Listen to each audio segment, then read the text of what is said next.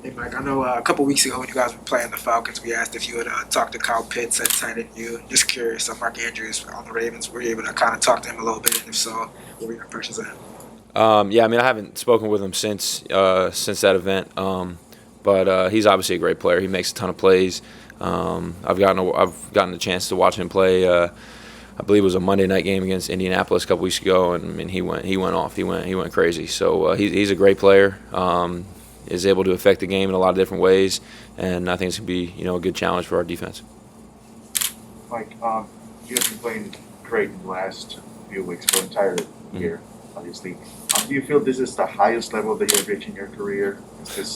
I hope not. I hope me and the way that I work and my routine. Coming in here each and every day, just trying to improve, trying to get better.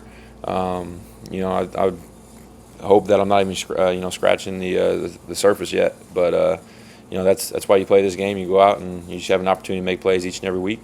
You got to make the most of them when they present themselves.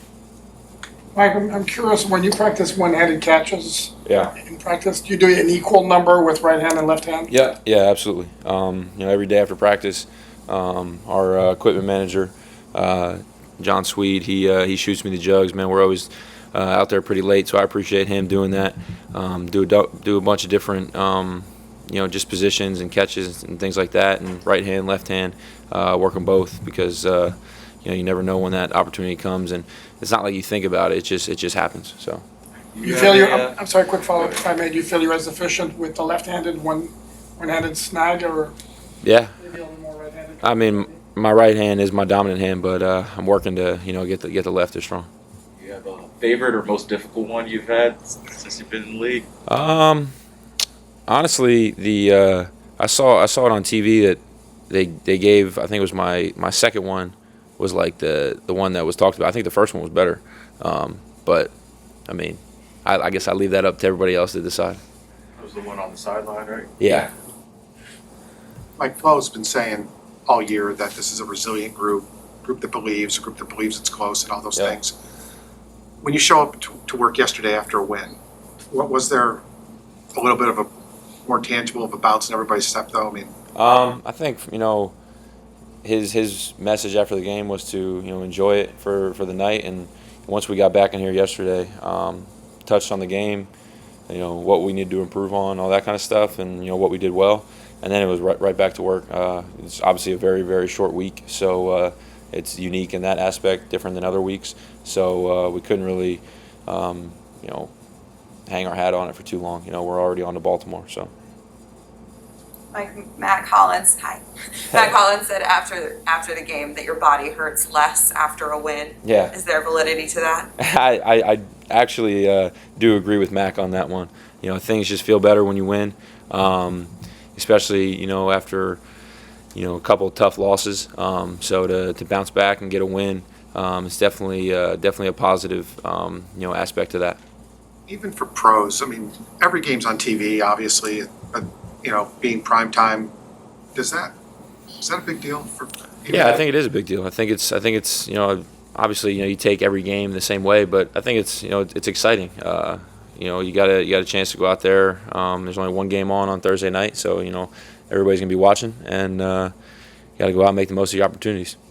I know you've been a big supporter of Tua. Do you say anything to him when he kind of deals with, this finger injury that kind of detoured maybe what he wanted to do this year? Yeah, I mean, obviously, you're there to support him, but I can't give him my finger, so I just let him, heal up and do everything that he has to do, and hopefully he can get back out there as soon as possible. I'm trying to get an idea of what Will Fuller might be going through with his finger. As a fellow pass catcher, if one of your fingers isn't healthy, I guess, how much does that impact the ability to catch the ball? Yeah, I mean, obviously there's different injuries and things like that. I've dislocated fingers and stuff like that. So right afterwards, it's sore, hurt, whatever. You need your hands to catch the ball. So I think it's pretty self-explanatory. Do you remember about the 2019 Ravens game? I tried to not remember much from it, but they're a very good team. They're extremely physical, well coached, explosive in all three phases of the game, and it's going to be a great challenge for us on Thursday night. I know you said you try not to think about that game, but how much different of a place is this team in now than you were? Yeah, I mean, we've grown a lot in those 3 seasons, 2.5 seasons, however long it's been. But I mean, obviously, every year is a new year, so that's just kind of I can't even compare this team to that team, whether it's good or bad. Mike, as bad as that afternoon was that the type of game that maybe stuck with you guys longer than? No, we're not like coming in here. I remember 2019. I mean, you could probably pull up something when the Dolphins played the Ravens in like 1992. And hey, you guys remember, like, it's just that's in the past. We're not really, motivated by that. There were no Ravens. There you go. I got nothing for you on that. What stands out, I guess, with Jacoby when he's in there about what he brings as a QB? And he plays with a lot of fire, plays with a lot of fight, and does a very good job leading. Gets guys lined up, gets guys, in and out of the huddle. Does a good job communicating, and then is willing to take chances and put the ball where it has to be.